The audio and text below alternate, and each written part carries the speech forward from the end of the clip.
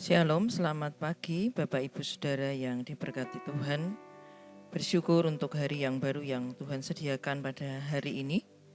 Biarlah saat ini kita mau bersama-sama memperhatikan kebenaran firman Tuhan yang senantiasa ada di dalam kehidupan kita. Kita akan memperhatikan kebenaran firman Tuhan dari kitab 2 Tawarikh pasal 29 ayat yang pertama sampai ayat yang ketiga. Demikian bunyi firman Tuhan.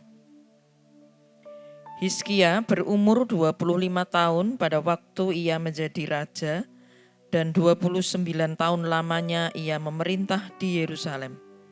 Nama ibunya ialah Abia, anak Sakaria. Ia melakukan apa yang benar di mata Tuhan, tepat seperti yang dilakukan Daud bapa leluhurnya.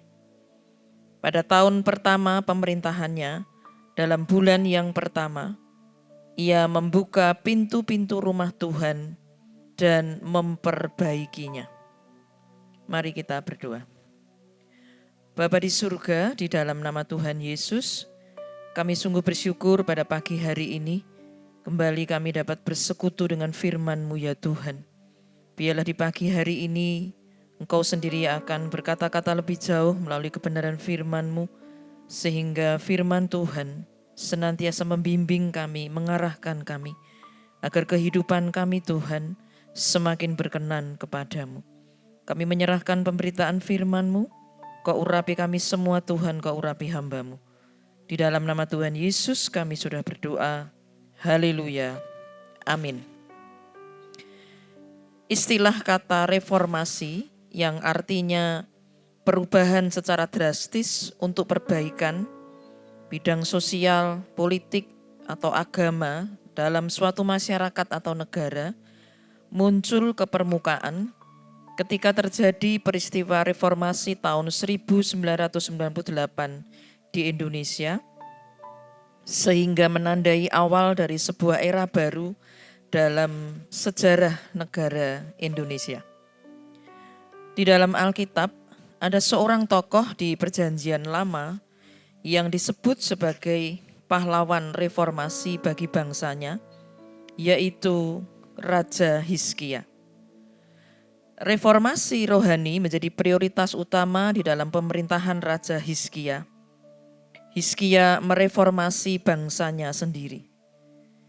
Di dalam kitab 2 Tawarikh pasal 29 ayat yang kedua yang sudah kita baca tadi, dinyatakan ia melakukan apa yang benar di mata Tuhan, tepat seperti yang dilakukan Daud bapa leluhurnya. Raja Hizkia memulai reformasi pada tahun pertama, bulan pertama pemerintahannya. Semua tugu berhala, bukit pengorbanan, tempat untuk korban bagi dewa-dewa di Yehuda dihancurkan semuanya. Seperti tertulis di dalam 2 Tawarikh pasal 29 ayat yang ketiga. Hizkia membawa bangsanya pada ibadah yang benar dan mengalami pertobatan sejati. Hizkia mereformasi rohani bangsanya karena reformasi adalah suatu komitmen penuh untuk suatu pembaharuan. Hal pertama yang dilakukan Hizkia adalah memulihkan ibadah dengan mendahulukan rumah Allah untuk diperbaiki dan berfungsi dengan benar. Seperti di dalam 2 Tawarikh pasal 29 ayat yang ketiga, dikatakan pada tahun pertama pemerintahannya, dalam bulan yang pertama ia membuka pintu-pintu rumah Tuhan dan memperbaikinya. Di ayat yang keempat dan kelima dikatakan, ia mendatangkan para imam dan orang-orang Lewi dan mengumpulkan mereka di halaman sebelah timur. Katanya kepada mereka, dengarlah hai orang-orang Lewi, sekarang kuduskanlah dirimu dan kuduskanlah rumah Tuhan, Allah nenek moyangmu. Keluarkanlah kecemaran dari tempat kudus. Orang Lewi yang dipilih Allah untuk melayani di bait Allah tidak dapat menjalankan tugas-tugas mereka karena kejahatan Ahaz. Ahaz yang menutup pintu rumah Tuhan. Tetapi Hizkia memanggil mereka kembali untuk melayani karena Tuhan telah memilih mereka untuk melayani. Hizkia sebagai seorang raja tentu memiliki tempat atau istana yang indah. Namun apakah patut bila dia menempati rumah yang indah, tetapi rumah Allah sebagai lambang kehadiran Allah tidak terurus? Hizkia melihat raja-raja sebelumnya menutup semua pintu ibadah sehingga rumah Tuhan tidak berfungsi lagi. Oleh karena itu ketika Hizkia menjadi raja, ia memikirkan dan memprioritaskan terlebih dahulu rumah ibadah. Di dalam 2 Tawari 29 ayat 18 sampai 19 dikatakan bahwa orang-orang Lewi telah menguduskan dirinya kembali dan mentahirkan rumah Allah. Kita sebagai orang yang percaya kepada Tuhan juga harus menghormati rumah Allah. Penampilan dan sikap hati kita akan menunjukkan bahwa kita menghormati dan menghargai rumah Allah. Sudah seharusnya apa yang kita tampilkan di rumah Allah menggambarkan apa yang ada di dalam hati kita. Orang percaya yang datang ke rumah Allah dengan kasih dan tulus hati, maka akan ditunjukkan dalam penampilan, perkataan, dan sikap hatinya. Namun rumah Allah bukan hanya terbatas pada gedung gereja saja. Rumah Allah adalah orang yang percaya kepadanya. Di dalam 1 Korintus pasal 3 ayat yang ke-16 dikatakan, tidak tahukah kamu bahwa kamu adalah bait Allah atau rumah Allah dan bahwa roh Allah tinggal di dalam kamu. Sebagai rumah Allah kita harus menghormati Tuhan dan melakukan hal-hal yang berkenan kepadanya.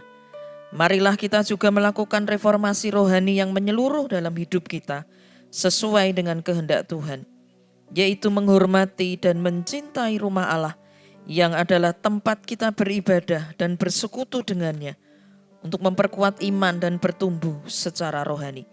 Selain itu kita juga harus menghormati tubuh kita yang adalah bait Allah dengan melakukan hal-hal yang memuliakan Tuhan. Amin. Mari kita berdoa. Kami bersyukur untuk kebenaran firman-Mu pada pagi hari ini ya Tuhan.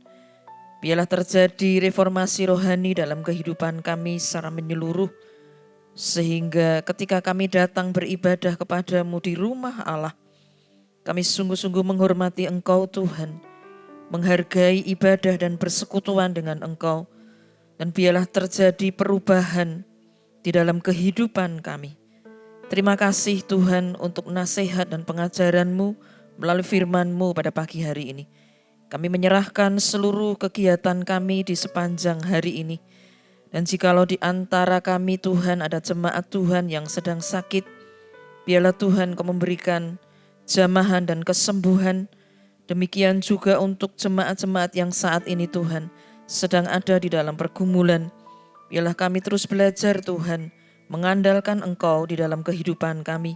Dan kami akan melihat Tuhan akan menjawab setiap pergumulan kami. Terima kasih Tuhan, hanya di dalam nama Tuhan Yesus kami sudah berdoa dan mengucap syukur. Haleluya. Amin. Tuhan memberkati engkau dan melindungi engkau. Tuhan menyinari engkau dengan kasih-Nya dan memberikan engkau kasih karunia. Tuhan menghadapkan wajah-Nya kepadamu dan memberikan damai sejahtera. Diberkatilah kita semua dengan damai sejahtera, kekuatan yang berasal dari Allah Bapa, Allah Putra, Allah Roh Kudus, di dalam nama Tuhan Yesus Kristus yang senantiasa akan menyertai kita dari sekarang sampai selama-lamanya. Haleluya. Amin.